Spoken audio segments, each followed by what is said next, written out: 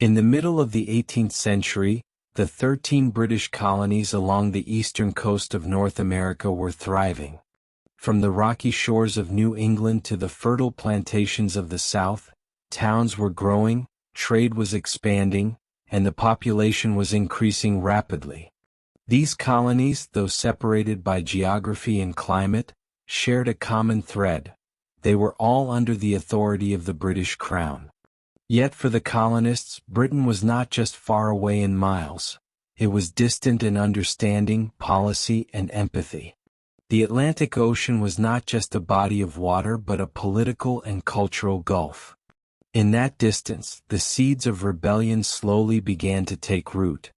The colonies had been founded over more than a century, each with its own origin story. Some, like Massachusetts and Pennsylvania, were born from religious dissent, offering a haven to those seeking freedom from persecution in England. Others, like Virginia and the Carolinas, were driven by economic opportunity, drawing settlers with the promise of fertile land and profitable crops. By the mid-1700s, a distinct colonial identity was emerging, English by heritage, yet shaped by the realities of life in the New World. The rugged frontier bred self-reliance. The diversity of settlers, English, Scots-Irish, Germans, Dutch, Africans both free and enslaved, created communities unlike any in Europe. Colonists were beginning to see themselves as something new, Americans. For much of their early history, the colonies had been left largely to govern themselves under a policy later called salutary neglect. Britain was preoccupied with its own affairs, wars with France and Spain, domestic political rivalries, and the management of its growing empire. Colonial assemblies, elected by local property-owning men, managed most internal matters: taxes, local defense, and trade regulations within the colony. Governors appointed by the Crown often found themselves negotiating and compromising with these assemblies, as their authority depended on local cooperation.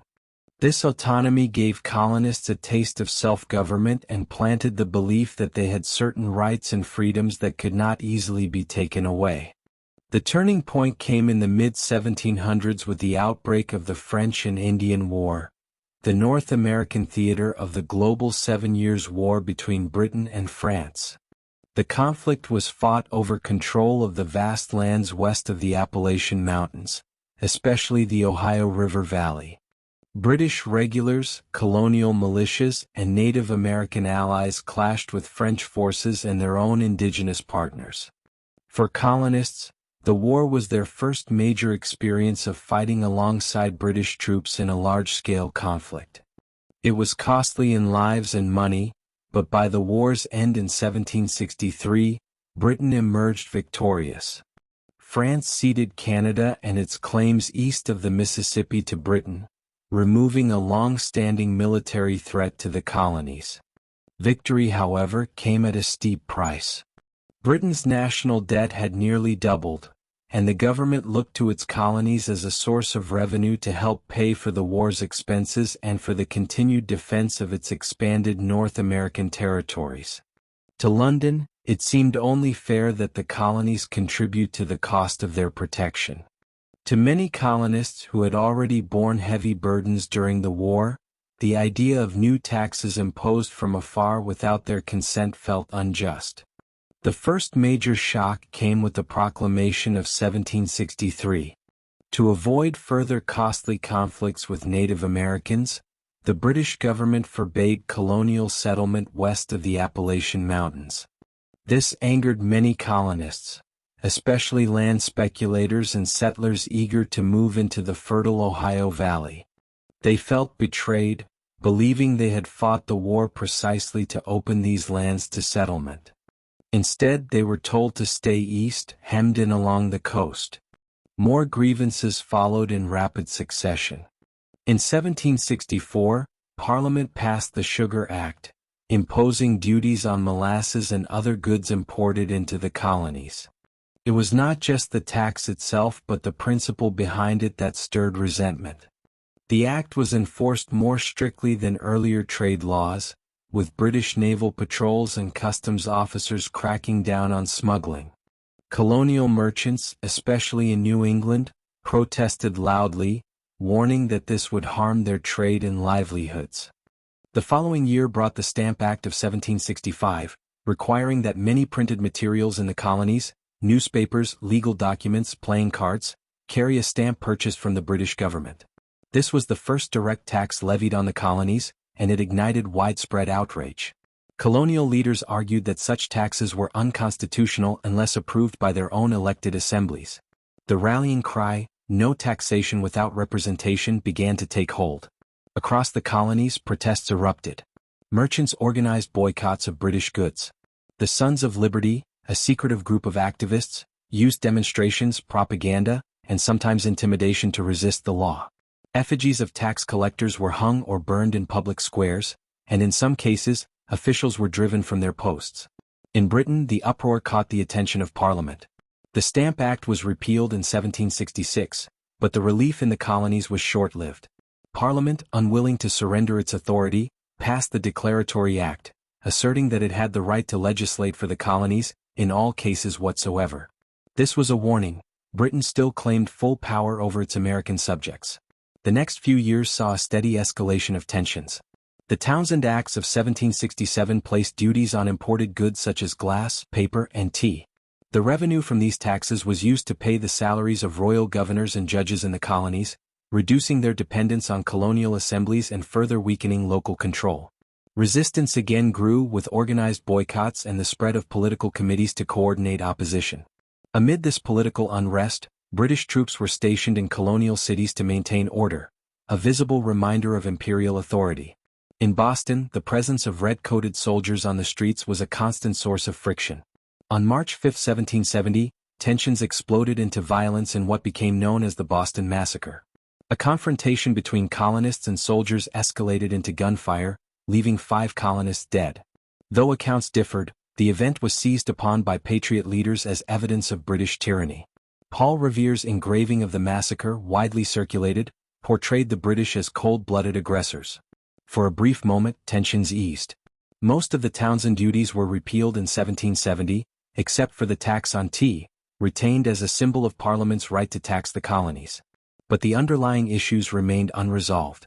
Many colonists still saw themselves as loyal subjects of the king, seeking redress of grievances rather than independence. Yet, a smaller but growing number began to imagine a future free from British rule.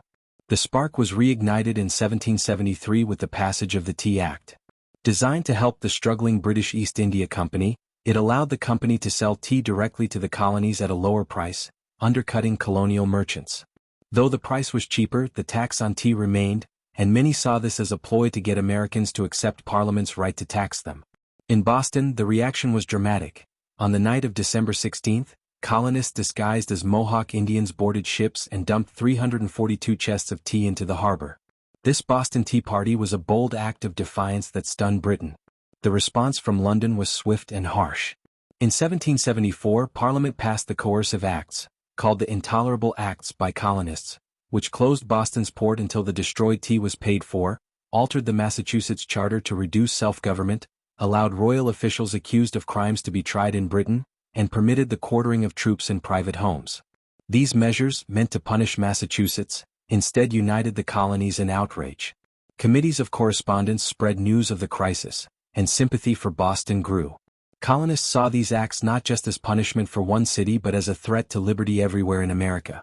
That same year, representatives from 12 colonies met in Philadelphia at the First Continental Congress. They agreed to a coordinated boycott of British goods and drafted a Declaration of Rights, affirming their loyalty to the Crown but demanding the repeal of oppressive laws. The Congress also urged colonies to prepare militias in case of further British aggression.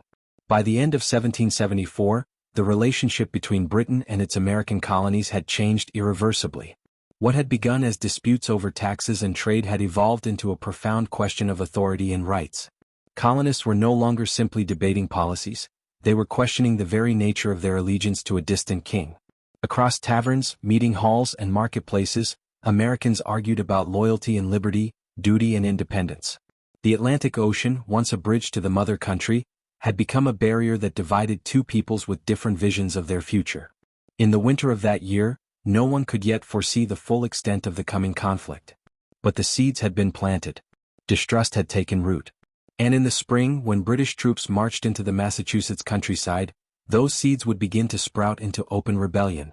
By the early 1770s, the relationship between the American colonies and the British Crown had entered a dangerous new phase.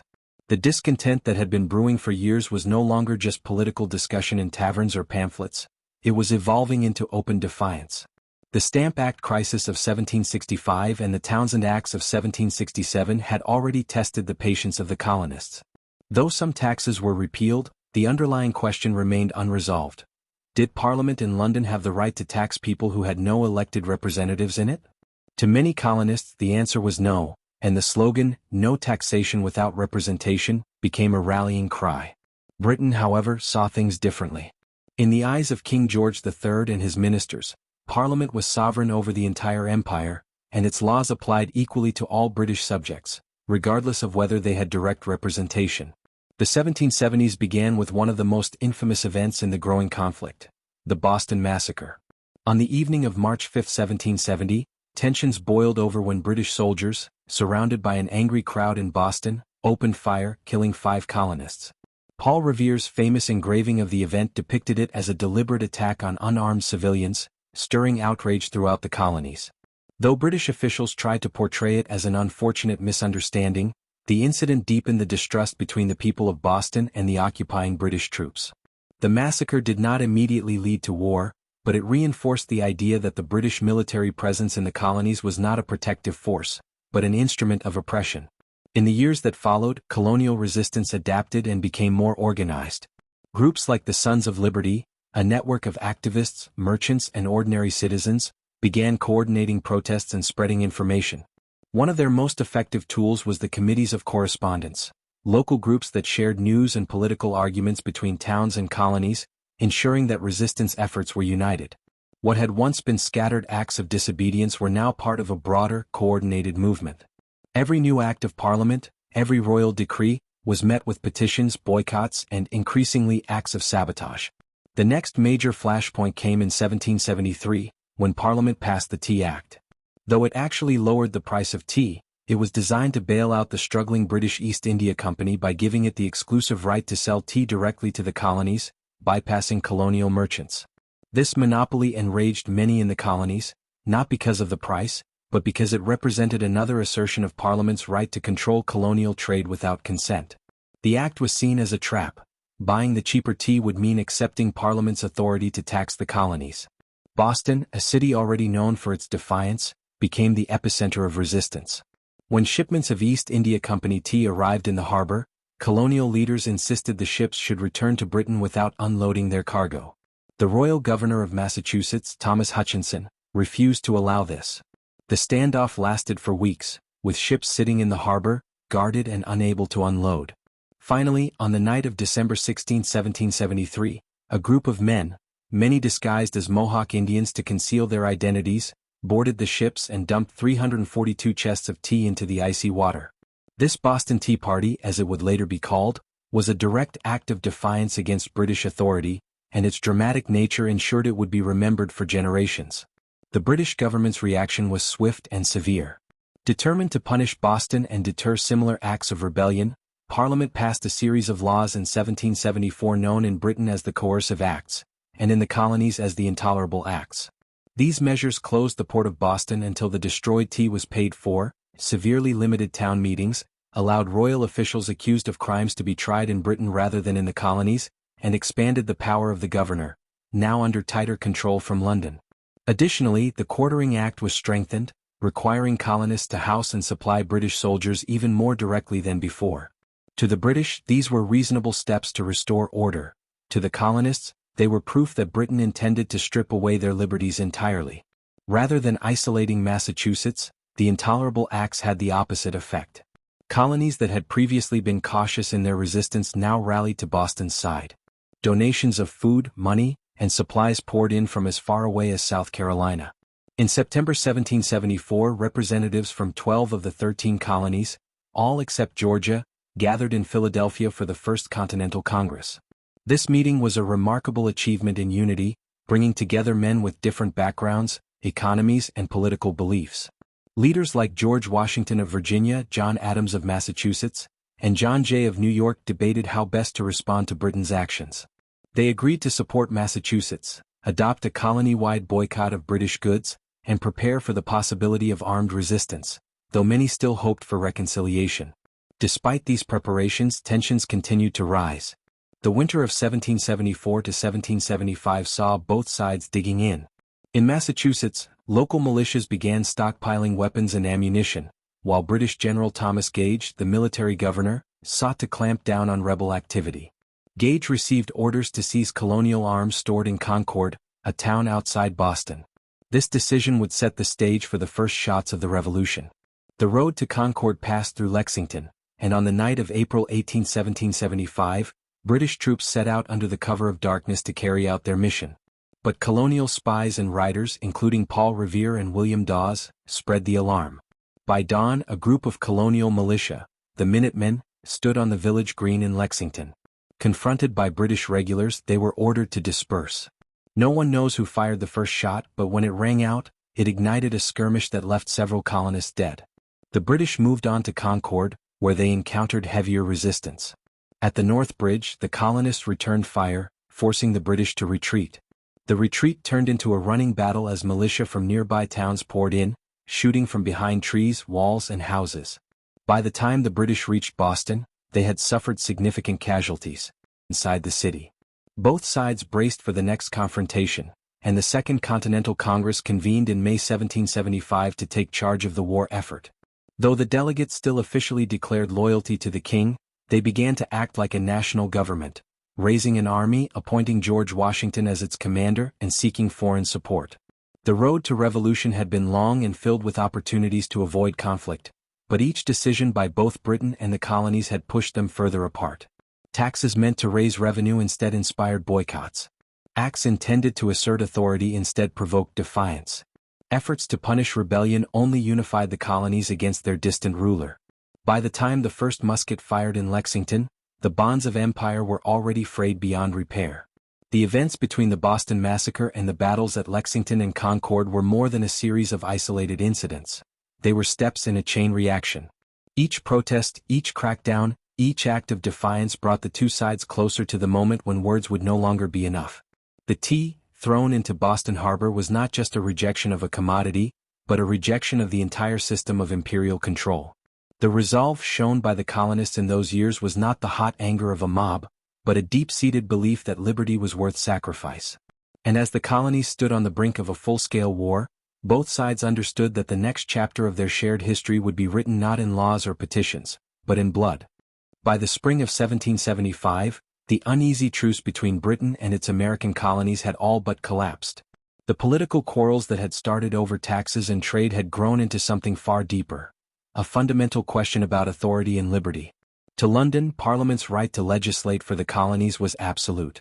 To an increasing number of Americans, no distant government had the right to dictate laws without their consent.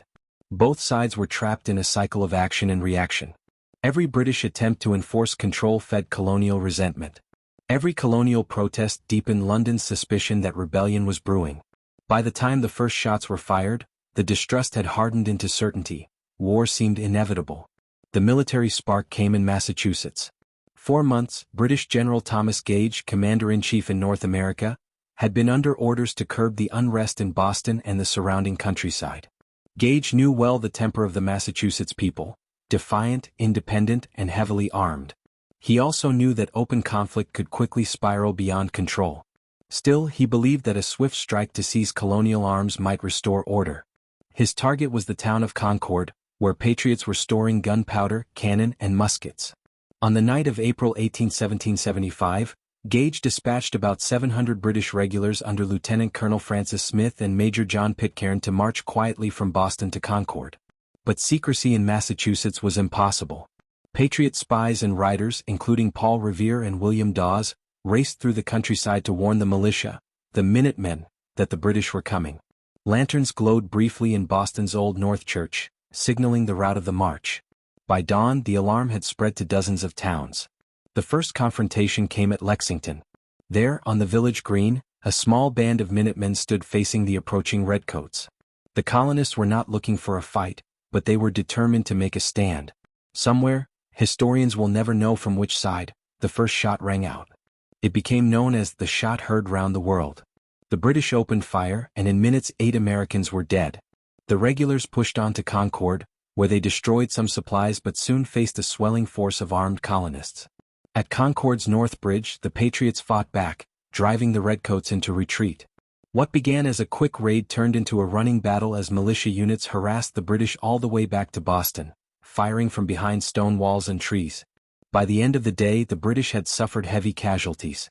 War had begun. The events at Lexington and Concord electrified the colonies. News of the fighting spread in days, carried by express riders and printed broadsheets. In Virginia, George Washington, already a respected military veteran, heard the reports and declared that the war had truly started. The colonial assemblies, once forums for petition and debate, began preparing for armed resistance. In New York, Philadelphia, and the Carolinas, militias drilled openly.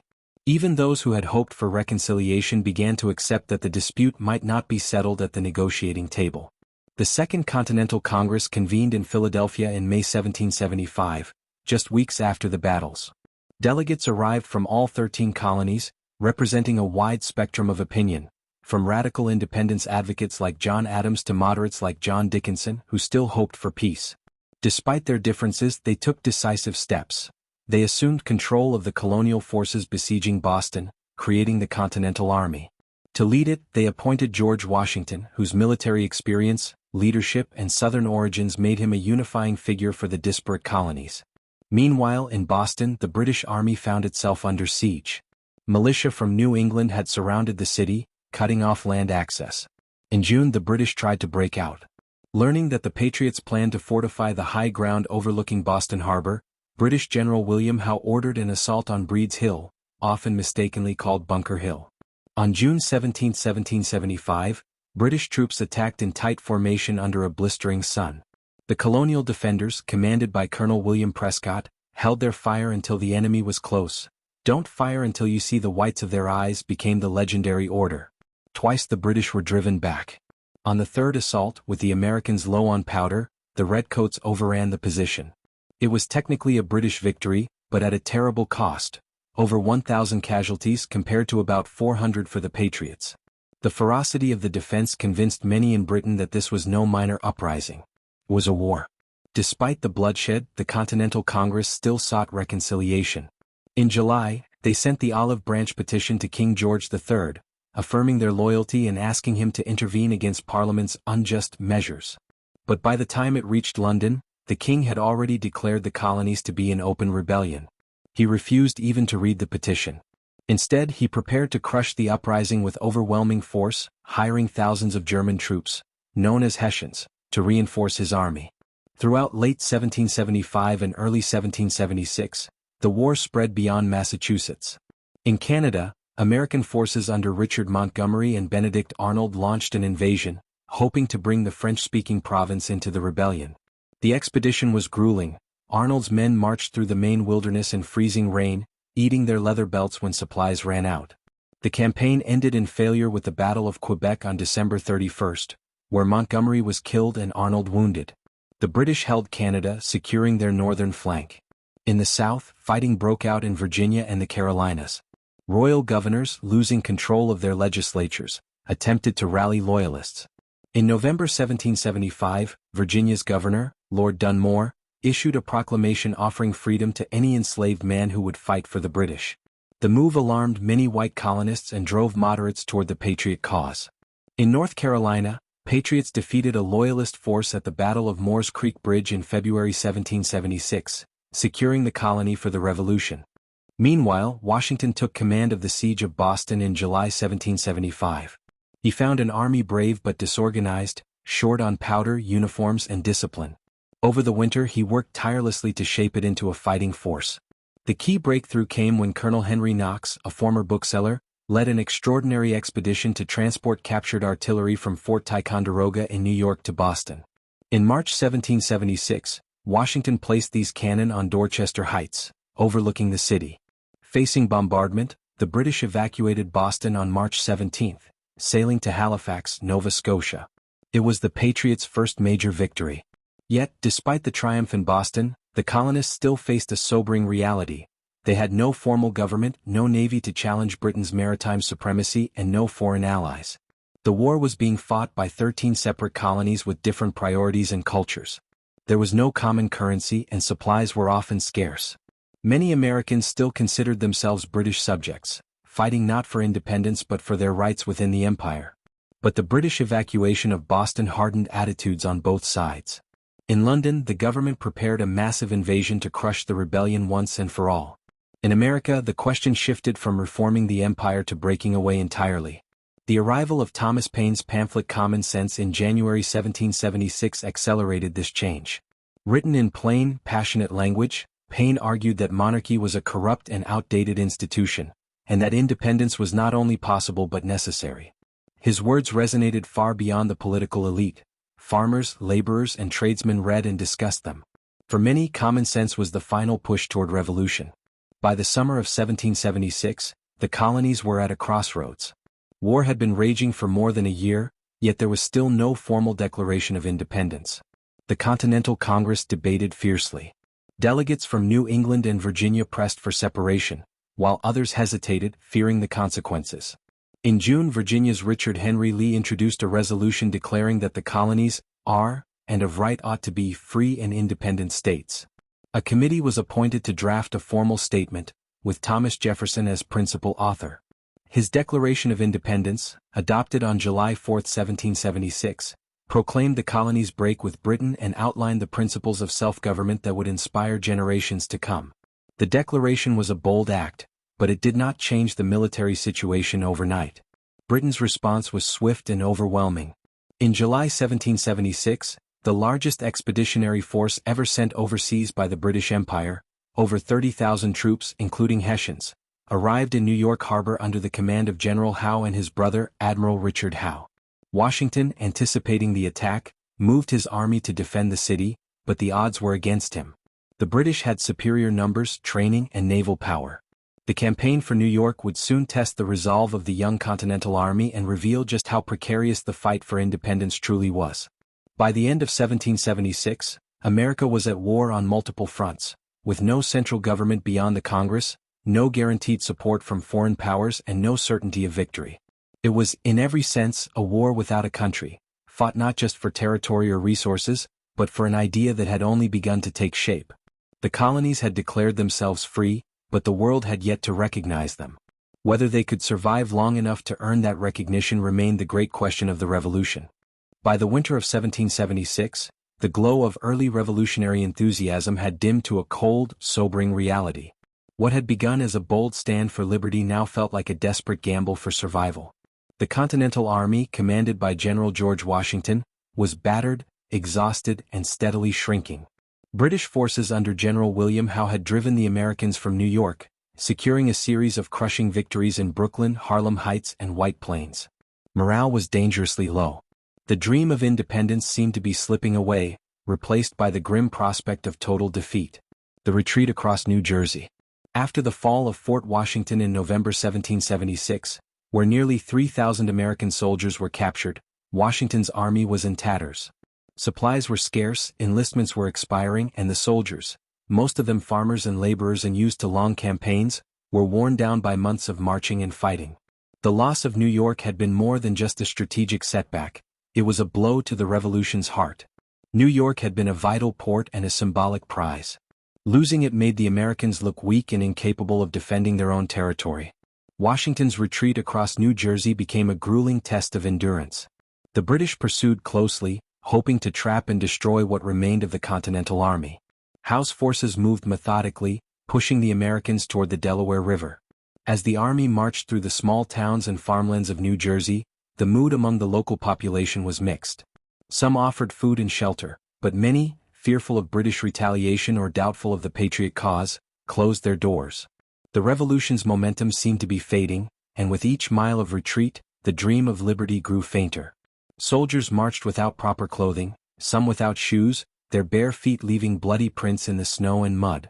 Many lacked blankets and slept in the open, huddling together for warmth. Illness spread through the ranks and desertions increased daily. Washington, normally reserved, showed flashes of frustration. He knew the stakes. If his army collapsed, the revolution would almost certainly fail. The British winter strategy. The British, confident that victory was near, began planning to end the campaign season and settle into winter quarters. Howe stationed a chain of Hessian and British outposts across New Jersey, believing that Washington's diminished army could pose no real threat until spring. The Hessians, German mercenaries hired by the Crown, were stationed in towns like Trenton and Bordentown, guarding supply lines and maintaining control over the local population. To the British, the war appeared nearly over. Parliament in London was already anticipating a swift resolution.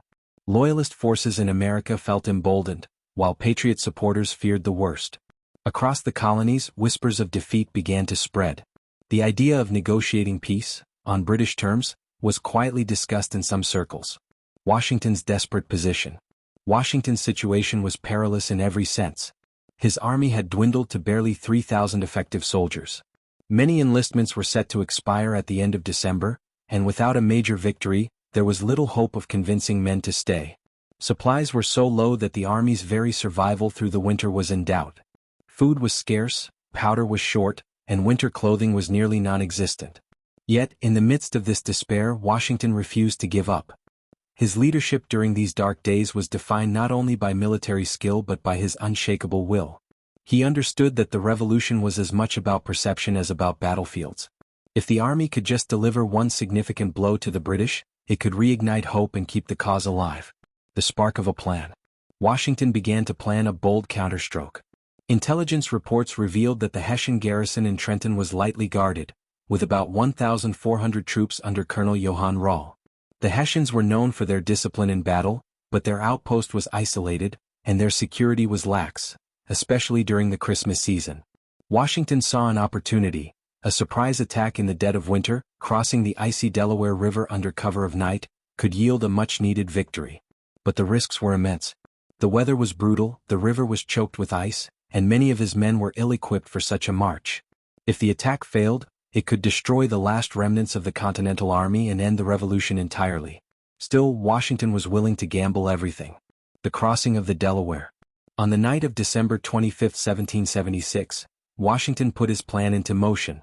The soldiers gathered in silence, their breath steaming in the frigid air. The Delaware River lay before them, dark, wide, and ice-clogged. Boats were prepared, manned by skilled oarsmen from the Marblehead Regiment, many of them experienced sailors and fishermen. Snow and freezing rain pelted the men as they boarded the boats, carrying with them muskets, cannons, and supplies. The crossing was treacherous. Chunks of ice banged against the sides of the boats, and the strong current threatened to carry them downstream. Some men wrapped rags around their feet to protect against frostbite. Washington, standing tall in his boat, moved among his troops, urging them forward. It was nearly 3 a.m. when the army completed the crossing. They still had a 9-mile march to Trenton through snow and sleet before dawn. Many soldiers had no boots and their feet left bloody prints in the snow. Despite the misery, they pressed on. The Battle of Trenton. At around 8 a.m. on December 26, Washington's forces descended on Trenton from two directions, surprising the Hessians. The attack was swift and ferocious. Musket fire echoed through the narrow streets as the Hessians scrambled to respond. Colonel Rall tried to rally his men but was mortally wounded in the fighting. Within an hour, the Hessian defense collapsed. Nearly 900 were captured, along with much-needed supplies, weapons, and ammunition. The Americans suffered minimal casualties, 2 killed in combat, though several later died from exposure to the cold. The victory at Trenton was more than just a tactical success, it was a psychological triumph. News of the daring attack spread quickly, lifting Patriot morale across the colonies. It proved that the Continental Army was still capable of striking back and that the cause was not yet lost. March to Princeton. Washington knew he could not rest on this victory alone. Just days later, he executed another bold maneuver, marching his army toward Princeton. On January 3, 1777, he confronted British forces under General Charles Mawhood. The battle was hard-fought, with the Americans at one point nearly breaking, but Washington personally rode into the thick of the fighting, rallying his troops. The British eventually retreated, and the Americans claimed another important victory. The Winter of Survival. These twin victories, Trenton and Princeton, transformed the mood of the Revolution. Soldiers who had been on the verge of leaving re-enlisted, encouraged by Washington's leadership and the renewed hope for independence. Recruitment improved, and the British, now wary of Washington's unpredictability, pulled their forces back toward New Brunswick. Still, the winter was harsh. The army endured bitter cold, shortages of food and clothing, and outbreaks of disease. But the dark days of retreat and despair were over. Washington had shown that the Continental Army could endure, adapt, and even win against overwhelming odds. A turning point in spirit. The darkest days of late 1776 had threatened to extinguish the revolution, but through determination, bold action, and sacrifice, the cause survived. The victories at Trenton and Princeton were not large in scale compared to later battles, but they were enormous in impact. They restored faith in the army, secured the revolution's survival, and set the stage for future successes. In the words of Thomas Paine, whose pamphlet The American Crisis had been read to Washington's troops before the attack on Trenton, "These are the times that try men's souls. The summer soldier and the sunshine patriot will, in this crisis, shrink from the service of their country, but he that stands it now deserves the love and thanks of man and woman." The soldiers who endured that winter, who marched through ice and snow with bloody feet, and who crossed the Delaware on Christmas night, embodied the very spirit of the Revolution. Their survival, and their willingness to sacrifice, kept the flame of liberty alive when it was most in danger of going out. In 1777, the War for American Independence had reached a dangerous turning point. After the initial excitement of Lexington, Concord, and the Declaration of Independence, the British had struck back with force. New York City had fallen in 1776, and the Continental Army, though still intact, was battered and struggling. The British strategy now aimed to split the rebellious colonies in two. If they could control New York and cut off New England from the rest, they believed the rebellion would be strangled. This was the logic behind the Saratoga campaign, an ambitious plan that would ultimately backfire and alter the course of the war. The British plan for 1777 revolved around a coordinated effort between three armies. General John Burgoyne would march south from Canada with a large force, cutting through upstate New York along the Hudson River Valley. From the south, General William Howe was supposed to move north from New York City to meet Burgoyne. A third force, under Barry Street Ledger, would push east from Lake Ontario through the Mohawk Valley. If all went according to plan, these three prongs would converge at Albany, isolating New England from the rest of the colonies. Burgoyne's army was formidable. Over 7,000 men, including British regulars, German Hessian troops, Loyalists, and Native American allies. His column also included a long baggage train, complete with officers' families, fine clothing, and even luxury items. Burgoyne was confident. Known as Gentleman Johnny, he was as much a man of society as a soldier, and he believed his campaign would be swift and decisive. The early stages seemed promising for the British. In July 1777, Burgoyne captured Fort Ticonderoga, forcing the Americans under General Arthur St. Clair to retreat. The fall of the fort sent shockwaves through the colonies. But Burgoyne's confidence masked serious problems. His army was moving slowly through dense forests and difficult terrain. Supply lines stretched dangerously thin, and every mile deeper into enemy territory increased the risk of disaster. Meanwhile, Howe made a decision that would undermine the entire plan. He abandoned the idea of marching north to meet Burgoyne. Instead, he sailed south to capture Philadelphia, the American capital. Howe believed that taking Philadelphia would deal a political and psychological blow to the rebellion, but in doing so, he left Burgoyne's northern army without the crucial support it had been promised. As Burgoyne advanced, American resistance grew. Local militias, emboldened by the rough terrain and fighting close to home, harassed his troops. The Battle of Bennington in August 1777 was a major setback for the British. Burgoyne had sent a detachment to gather supplies, but they were met by a strong force of New Hampshire, Vermont, and Massachusetts militia under General John Stark. The Americans overwhelmed the British and German troops, killing or capturing nearly 1,000 men. This not only weakened Burgoyne's numbers but also damaged the morale of his Native American allies, many of whom began to leave. In the west, Barry St. Ledger's force faced its own troubles. Advancing through the Mohawk Valley, St. Ledger laid siege to Fort Stanwix, but American defenders held out. Rumors of a large militia force approaching, amplified by a clever psychological ruse, caused St. Ledger's native allies to desert. Without them, his expedition collapsed and he retreated back to Canada. Burgoyne was now alone, with no relief coming from the west or the south. By September 1777, Burgoyne's army had reached the small town of Saratoga, where American forces under General Horatio Gates were entrenched in strong defensive positions. Gates commanded a growing army, swelled by local militia and Continental reinforcements. Perhaps more important than Gates was a fiery, restless subordinate, Benedict Arnold. Though constantly clashing with Gates over tactics and authority, Arnold's aggressiveness would prove decisive. The first major clash at Saratoga came on September 19 at the Battle of Freeman's Farm. Burgoyne tried to break through the American lines, but his advance was slowed by determined resistance. Daniel Morgan's riflemen, deadly accurate at long range, targeted British officers, sowing confusion. Benedict Arnold, though not officially in command, rode along the lines, rallying men and urging counterattacks. By the end of the day, Burgoyne held the field but had suffered heavy casualties. His situation was worsening, supplies were dwindling, reinforcements were not coming, and American forces were growing stronger. You said. For nearly 3 weeks the armies faced each other. Burgoyne hoped for relief from General Henry Clinton, who was moving up the Hudson from New York City, but Clinton's progress was slow and limited. In early October, Burgoyne decided to attack again, hoping to break the American lines before it was too late. The second battle at Saratoga came on October 7 at Bemis Heights. Burgoyne's assault began with a probing attack on the American left flank. Gates ordered Morgan's riflemen and other units forward to meet them. Once again Benedict Arnold, still without formal command, could not resist throwing himself into the fight. Defying Gates's orders, Arnold charged into battle, directing troops and leading assaults. His leadership and sheer audacity inspired the Americans. The British attack collapsed and the Americans counterattacked fiercely, driving the enemy back. Arnold, in the thick of the fighting, was badly wounded in the leg, the same leg injured in the Quebec campaign. The defeat at Bemis Heights left Burgoyne with no choice. His army was cut off, exhausted and surrounded. On October 17, 1777, Burgoyne surrendered his entire force to Gates. Over 5,000 British and German troops laid down their arms. It was one of the most significant surrenders in British military history. The impact of Saratoga was immediate and far-reaching. For the Americans, it was a desperately needed victory. After defeats in New York and the loss of Philadelphia, the morale boost was enormous. The victory also silenced critics of the Continental Army's ability to stand against British regulars.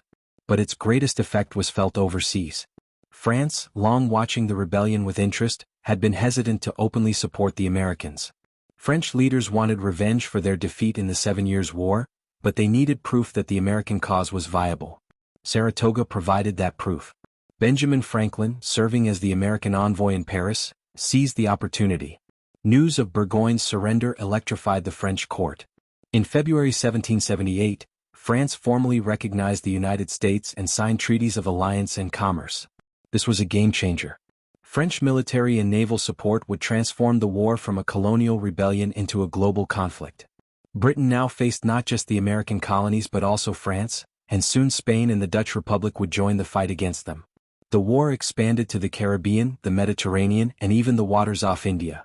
British resources, already stretched, would be tested to the limit.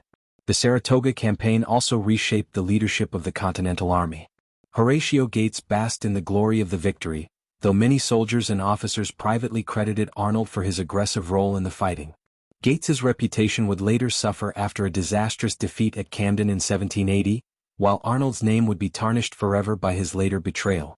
But in 1777, both were celebrated as heroes of Saratoga. For the British, the loss was a strategic disaster. The plan to divide the colonies had failed spectacularly. Burgoyne returned to England, facing criticism and political fallout. The surrender at Saratoga forced British commanders to rethink their strategy, eventually leading them to shift the focus of the war to the southern colonies, where they believed Loyalist support would be stronger. In hindsight, Saratoga was the turning point of the American Revolution. It proved that the Continental Army, with determination and skilled leadership, could defeat a major British force in open battle. It secured the foreign alliances that would make ultimate victory possible. And it shattered the illusion of an easy British triumph. From the dense forests of upstate New York to the gilded halls of Versailles, the reverberations of Saratoga were felt around the world. What had begun as a rebellion in a distant colony had now become an international war. The fate of the United States would no longer be decided by Britain alone. It would be determined on battlefields and seas across the globe, with the eyes of Europe fixed on the struggle for American independence. By the autumn of 1781, the war for American independence had dragged on for over 6 years. What had begun as a rebellion over taxes and parliamentary overreach had become a global struggle involving Britain, France, Spain, and the Netherlands. Both the Continental Army and the British forces were weary, resources were strained, and political patience was wearing thin. Yet amid the exhaustion, events were aligning for a decisive showdown, one that would unfold in the quiet Tidewater region of Virginia, in a place called Yorktown. In early 1781, the British command shifted strategy. After setbacks in the northern states and the disaster at Saratoga, London had turned its focus to the south, believing that loyalist sentiment was stronger there. They hoped to rally loyalists, secure the rich agricultural regions, and use southern ports as a base for naval dominance. Lord Charles Cornwallis, one of Britain's most aggressive commanders, had led a campaign through the Carolinas, winning some battles but suffering heavy losses at places like Cowpens and Guilford Courthouse. His army, though tactically competent, was bleeding men and supplies. Cornwallis eventually moved his forces into Virginia, aiming to disrupt supply lines, destroy rebel forces, and weaken the state's ability to support the broader war effort. He believed that holding a strong position in Virginia could allow the British to choke off the rebellion in the south. By summer, he established a base at Yorktown, a small port town on the York River, with the hope of maintaining contact with the British Navy for supplies and reinforcements. Meanwhile, George Washington was headquartered in the Hudson River Valley, still watching British forces in New York City under General Sir Henry Clinton. Washington had long dreamed of driving the British from New York, but intelligence reports and the advice of his French allies began to suggest a different opportunity. The French commander, the Comte de Rochambeau, who had landed in Rhode Island the previous year with French troops, urged Washington to consider a southern strike.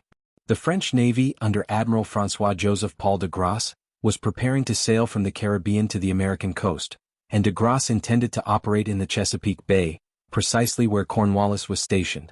Washington faced a critical decision.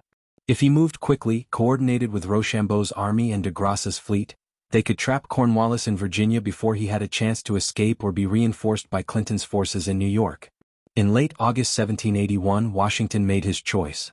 In one of the most masterful feats of deception in the war, he left a portion of his troops near New York to maintain the illusion of an imminent attack there, while quietly marching the bulk of his army, including French forces, southward toward Virginia. The march from New York to Virginia was no small feat. It covered hundreds of miles, and secrecy was essential. If Clinton realized Washington's true destination, he could send reinforcements to Cornwallis or intercept the Continental Army on the road. Yet the deception worked. By the time the British realized Washington's army was gone, it was too late to respond effectively.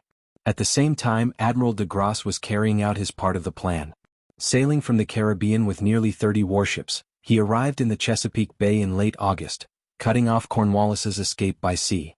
When a British fleet under Admiral Thomas Graves attempted to challenge him in early September, the two forces clashed in the Battle of the Chesapeake. Though the battle itself was tactically indecisive, the British withdrew to New York for repairs, leaving de Grasse in control of the bay. This meant Cornwallis was now trapped between the Continental French armies on land and the French Navy at sea. By late September, Washington, Rochambeau, and de Grasse had successfully converged on Yorktown. The Allied forces numbered around 17,000, a mix of Continental soldiers, French regulars, and militia, against Cornwallis's roughly 8,000 troops. The siege began on September 28, 1781. Washington and Rochambeau's plan was systematic. They would dig trenches, move artillery into position, and gradually tighten the noose around the British defenses. Over the following days, the Allies advanced their siege works methodically. The first parallel, a trench line about 800 yards from the British defenses, was completed by October 6. Cannons and mortars began pounding British positions, destroying artillery, collapsing fortifications, and making life unbearable inside the town. The constant bombardment prevented the British from repairing damage and demoralized both soldiers and civilians caught inside. One of the key moments in the siege came with the assault on two British redoubts, small, heavily defended outworks that protected the main fortifications. These redoubts, numbered 9 and 10, had to be taken to complete the second parallel and bring artillery even closer to the British lines. On the night of October 14, 1781, the Allies launched a coordinated attack. French forces, under the Marquis de Saint-Simon and other commanders, assaulted Redoubt 9, while American troops, led by Alexander Hamilton, attacked Redoubt 10. Hamilton, eager to prove himself in battle after years as Washington's aide-de-camp, led his men in a swift and fierce charge. The Americans advanced with unloaded muskets, relying on bayonets to maintain the element of surprise and avoid giving away their approach. In a matter of minutes, both redoubts were captured. The success of the assaults allowed Allied artillery to be placed within striking distance of the British inner defenses. Inside Yorktown, Cornwallis faced a grim reality. His defenses were crumbling, his men were exhausted, supplies were running dangerously low, and the French fleet still controlled the bay, making escape or resupply impossible.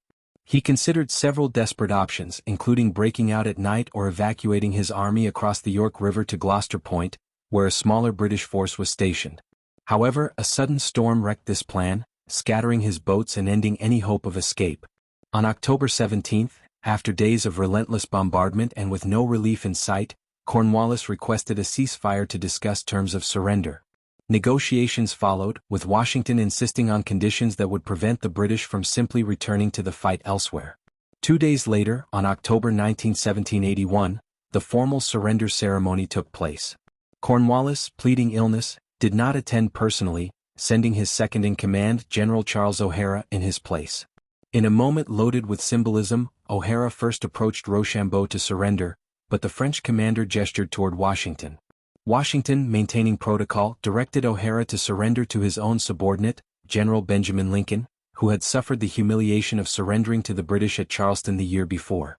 The reversal was not lost on those present. The surrender at Yorktown effectively ended major combat in the Revolutionary War. While small skirmishes and naval actions continued, the political reality in Britain shifted dramatically. The war had already become costly and unpopular, and now the prospects of defeating the Americans, especially with France, Spain and the Netherlands involved, seemed remote. Within months, the British government began negotiations that would lead to the Treaty of Paris in 1783, formally recognizing the independence of the United States. For Washington and his army, Yorktown was the culmination of years of hardship, sacrifice and perseverance. It demonstrated the effectiveness of Franco-American cooperation and showcased Washington's strategic patience and ability to seize opportunity.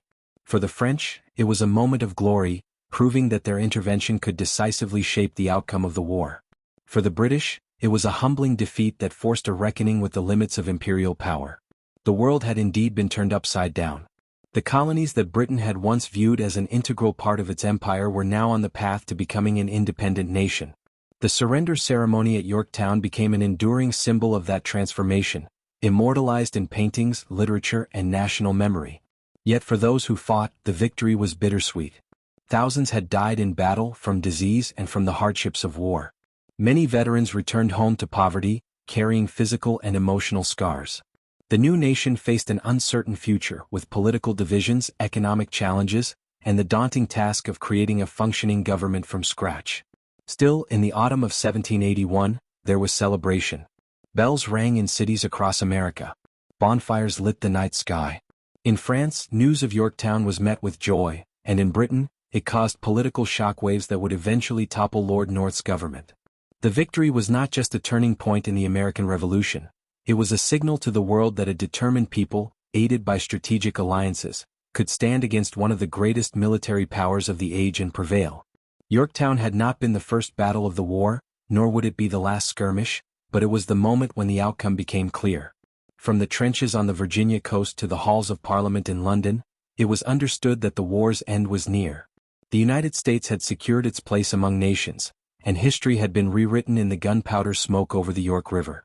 In the aftermath of Yorktown, the war that had consumed the colonies for more than 6 years was, for all practical purposes, decided. Yet victory did not instantly bring peace. British forces still occupied New York, Charleston, and Savannah. The British Navy still ruled much of the Atlantic. Diplomats in Europe worked frantically to negotiate terms, while politicians in Philadelphia struggled to keep the fragile coalition of states united. The Continental Congress had no permanent capital, no formal executive branch, and very little money. The war had ended on the battlefield, but the harder challenge, building a nation, was only beginning. The immediate years following Yorktown were filled with uncertainty.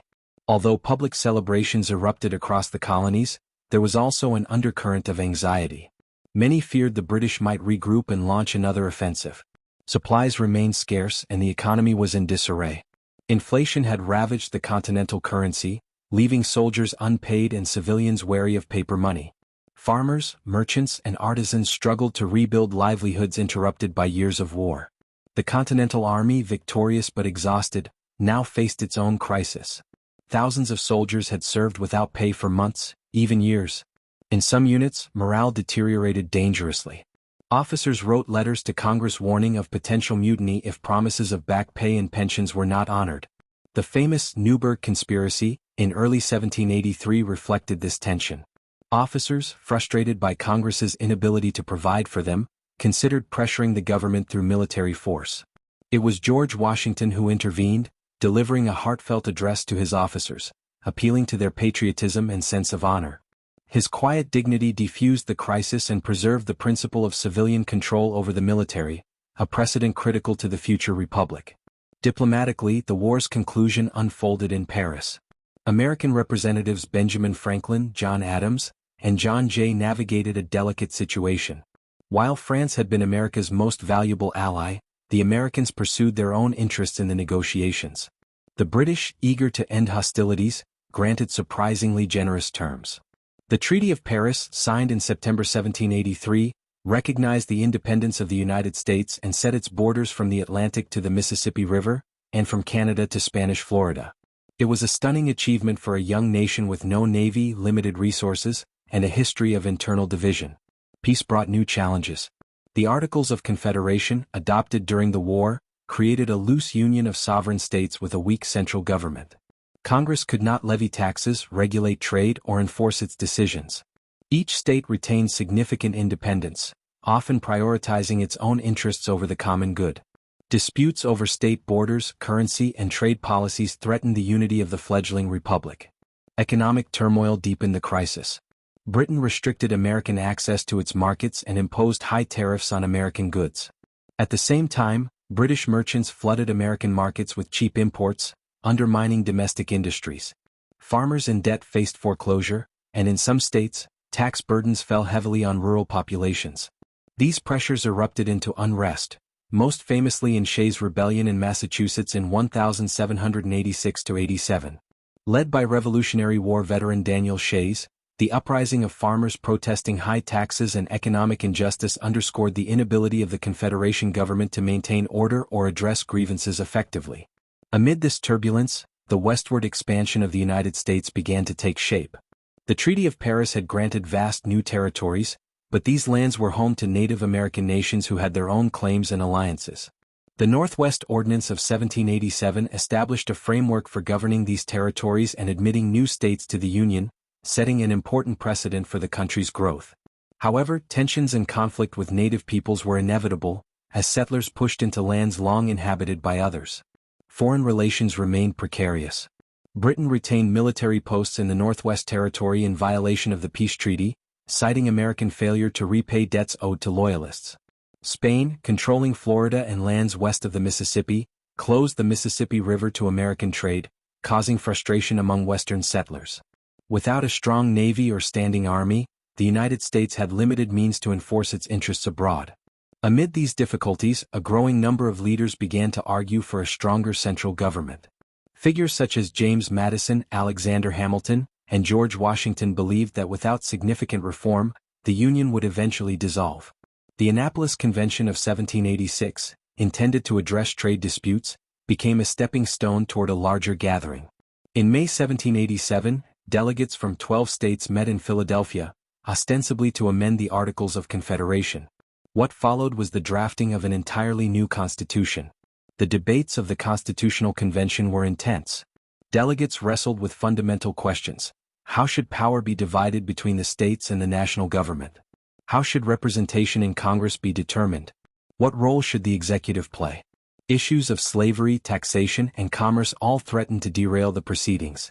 Compromises: the Great Compromise establishing a bicameral legislature, the Three-Fifths Compromise on counting enslaved persons for representation, emerged as the only way forward. By September 1787, the Constitution was complete, but ratification was far from certain. The Federalists who supported the new framework argued it was necessary for stability and growth. The Anti-Federalists feared it concentrated too much power in the central government and lacked explicit protections for individual liberties. The Federalist Papers, a series of essays by Hamilton, Madison, and John Jay, worked to persuade the public of the Constitution's merits. Ratification came state by state, often by narrow margins. The promise to add a Bill of Rights helped secure enough support.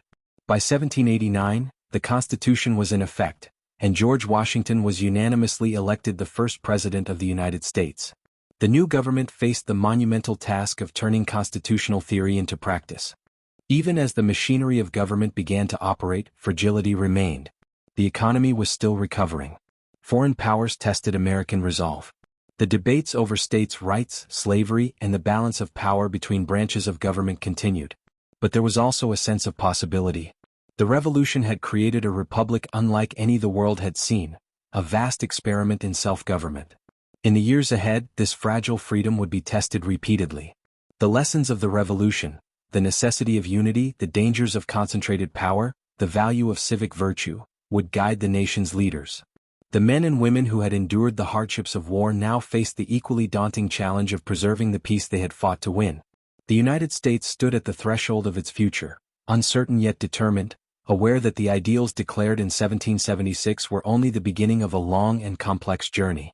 The Revolution had been a struggle against a distant king, but the building of the Republic was a struggle within, between competing visions, conflicting interests, and human limitations. The fragile freedom secured in 1783 was not an endpoint but a foundation, one that required constant vigilance, compromise, and renewal. In that sense, the American experiment was, and remains, unfinished, a living legacy of those who dared to imagine a nation built on liberty and justice for all.